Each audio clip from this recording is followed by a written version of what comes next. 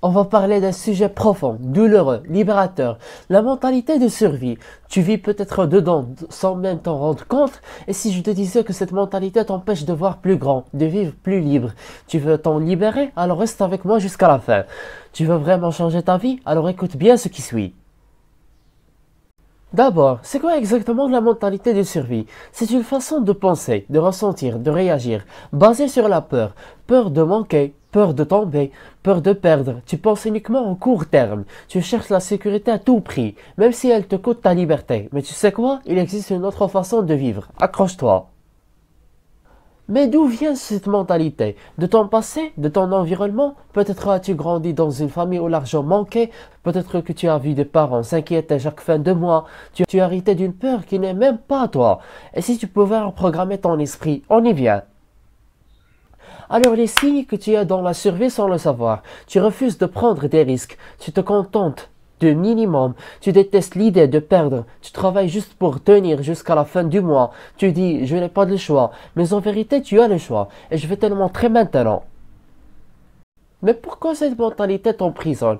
Elle t'empêche de grandir, elle t'oblige à penser petit, elle tue la créativité, elle t'attire des relations, des opportunités, des situations de survie, encore et encore. Tu veux sortir de cette boucle? Continue.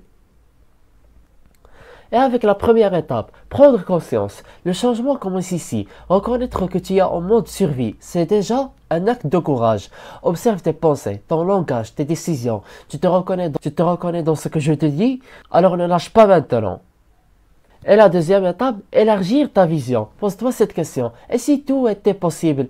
Commence à imaginer une vie d'abondance, de paix, de choix. Visualise, rêve, sois audacieux.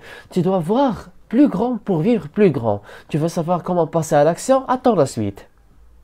Et la troisième étape, reprogrammer tes croyances. Tu n'es pas né pour survivre, tu es né pour vivre, construire, transmettre. Affirme chaque jour, je mérite l'abondance, je suis capable de créer ma réalité, je choisis la foi, pas la peur. Ces affirmations ne sont pas magiques, mais elles ouvrent une brèche. Prêt pour l'étape 4? La quatrième étape, passer à l'action, même avec la peur. Tu veux sortir de la survie? Agis, investis, apprends, vends, lance, propose. Même si tu as peur, avance. Le confort viendra après l'inconfort. C'est ici que la vraie transformation commence. Accroche-toi, on touche le cœur du sujet.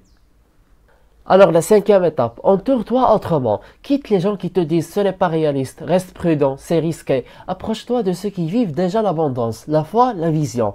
L'énergie est contagieuse. Tu vas savoir qui éviter absolument, la suite va te choquer. Donc les saboteurs invisibles, les infos négatives, les réseaux sociaux qui te comparent, les habitudes qui te gardent occupé mais improductif, élimine ce qui draine ton énergie, désinstalle, coupe, simplifie.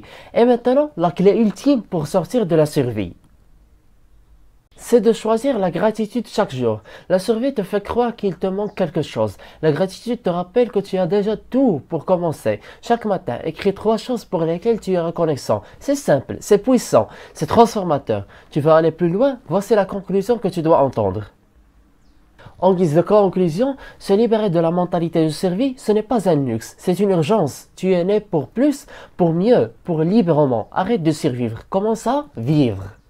Abonne-toi, commente, partage cette vidéo à quelqu'un qui vit dans la peur. Et n'oublie pas, tu n'as pas besoin d'être parfait pour commencer. Tu as juste besoin de commencer pour devenir libre. Et je m'interroge, comment es-tu intéressé à ce contenu sans que tu aies une vidéo précédente dont on parle de la psychologie de l'argent? Watchlist, c'est un héritage cognitif à l'humanité. À très bientôt.